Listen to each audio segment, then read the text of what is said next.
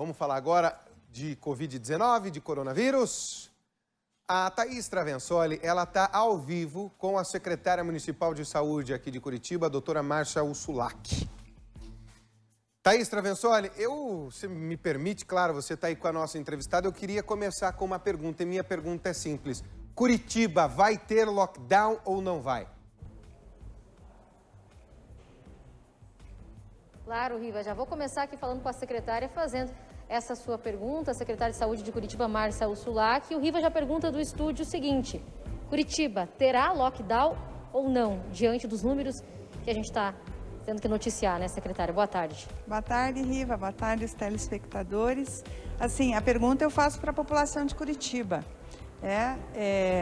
Nós precisamos do apoio do cidadão, do comerciante, de todas as atividades nos ajudando. Não depende da secretária, do prefeito, se vai ter lockdown ou não.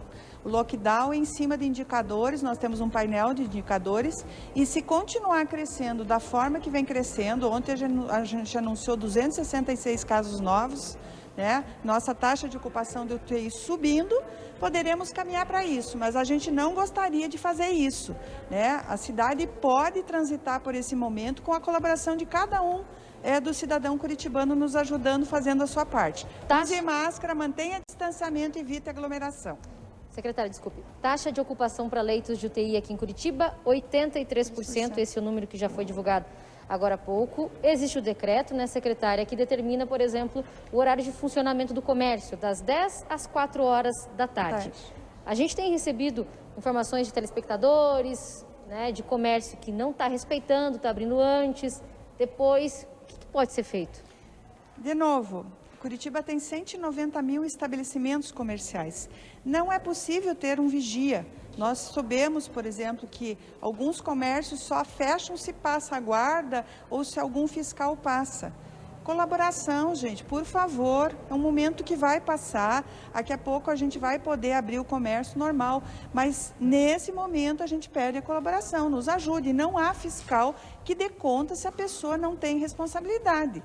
Né? A responsabilidade também é do comerciante cumprir o decreto. O decreto foi feito não é porque a gente não gosta do comércio, a gente é contra, justamente para que tenha uma redução da circulação de pessoas, principalmente no horário de pico, que a gente identificou, inclusive no transporte coletivo. Então, nós precisamos diminuir a aglomeração, precisamos diminuir a circulação do vírus e a gente precisa que cada um faça a sua parte.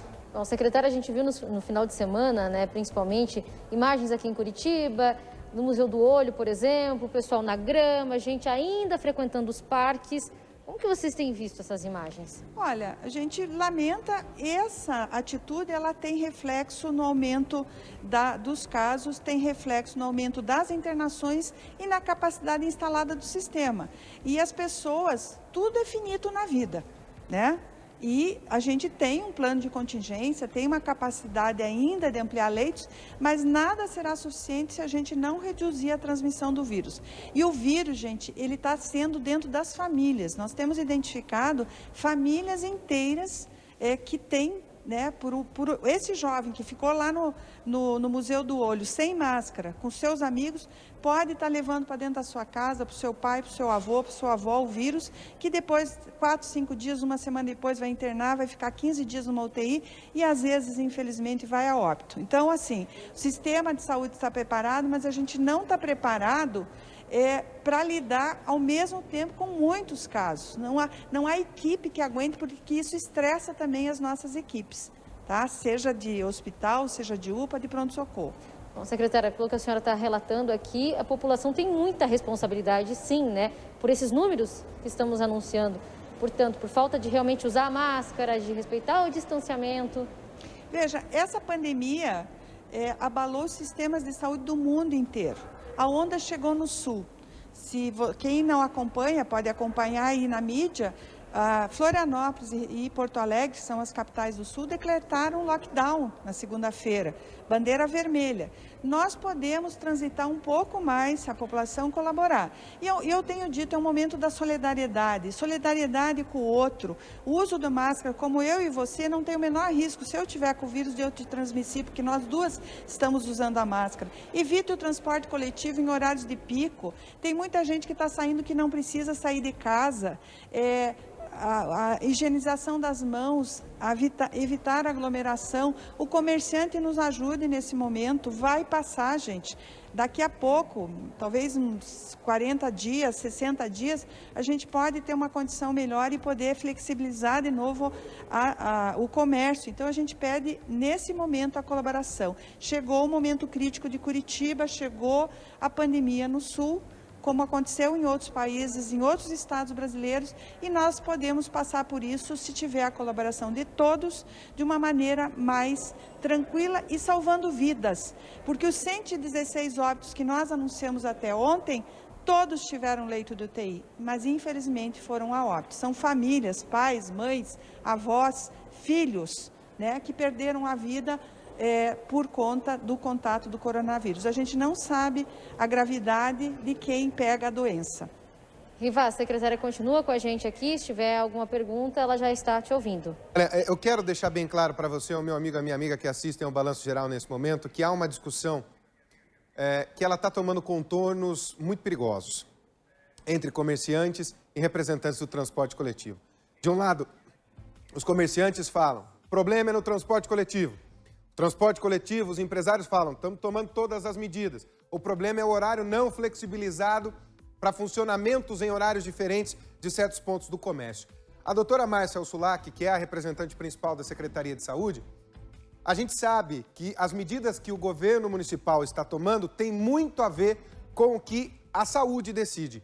A senhora pode indicar, doutora, em algum momento, que o comércio realmente tenha um horário de funcionamento diferente? Um horário para a indústria, um horário para o comércio, esse tipo de coisa, já se pensa isso na nossa competente Secretaria de Saúde aqui da cidade? Veja, o nosso decreto já previu isso.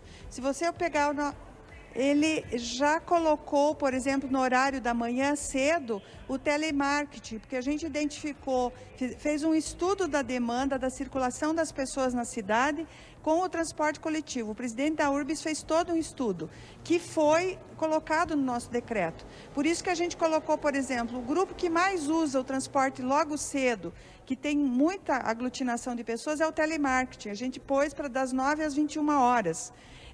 Nós botamos o comércio das 10 às 16, justamente para não entrar junto todo mundo no mesmo tempo.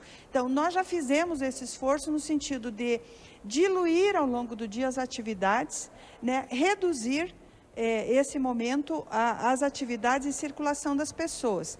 Mas a gente perde de novo, porque ontem nós tivemos 31 mil pessoas circulando em horários de pico, com mais de 60 anos, que são os isentos do transporte coletivo. São justamente o grupo de maior risco que deveriam estar em isolamento. Então, pessoas que não precisam sair, nesse momento a gente pede que fiquem em casa, especialmente esses grupos os vulneráveis, pessoas com comorbidade, e se tiverem que sair, procurem horários mais tranquilos, né, da baixa. Nosso transporte depois de 8h30 da manhã está muito mais tranquilo. E o que a gente tem identificado, a transmissão é muito intrafamiliar. Não dá para a gente dizer que é o transporte, que é A, que é B ou que é C. O que a gente sabe é que nós temos identificado famílias inteiras contaminadas, só que geralmente a pessoa mais velha, que tem problema de saúde, acaba sendo aquela que vai internar, vai ficar na UTI, e muitas vezes 80% dos nossos óbitos são em pessoas acima de 60 anos com comorbidade. São as mais vulneráveis e mais expostas ao risco, né? Então a gente pede que as pessoas colaborem nesse sentido. E bem importante também, pessoas com quadro respiratório não podem pegar ônibus. Ligue para a nossa central 3350-9000 e nós vamos fazer a testagem, vamos acompanhar você e você fica em casa, por favor, porque nós temos muitos casos sintomáticos, inclusive confirmados, eu já falei isso, e que estão saindo porque são quadros leves. A pessoa quase não tem nada de sintoma, ela se sente bem, mas ela tem o vírus e está transmitindo o vírus. Então, bem importante que as pessoas nos ajudem. Nós identificamos muitas pessoas pelo nosso monitoramento, né, que são quadros confirmados, que deveriam estar em isolamento e estão saindo. Estão andando de ônibus, estão indo para o comércio, que não poderiam também. Então, por favor, colaboração de todos nesse momento. Se você não tem, pelo menos, compaixão pelo outro, tenha por você, porque você pode agravar seu quadro, inclusive, ao sair, né? Porque você está um quadro leve, nós já tivemos quadros leves que evoluíram para internação, foram para a UTI e para o tubo. Secretária, muito obrigada, viu, pela participação, pelas informações.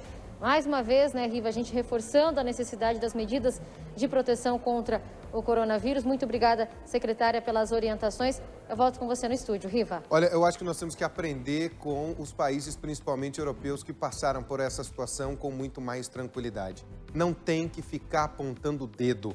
Nós temos que tomar atitudes. Nós temos que respeitar o que falam as autoridades em saúde. Acabou, gente. Acabou. O assunto é chato? É um saco eu ficar aqui olhando para você nessa câmera e dizendo não sai de casa, só sai assim necessário. É chato a beça, mas nós temos que fazer isso. Nós temos que nos respeitar.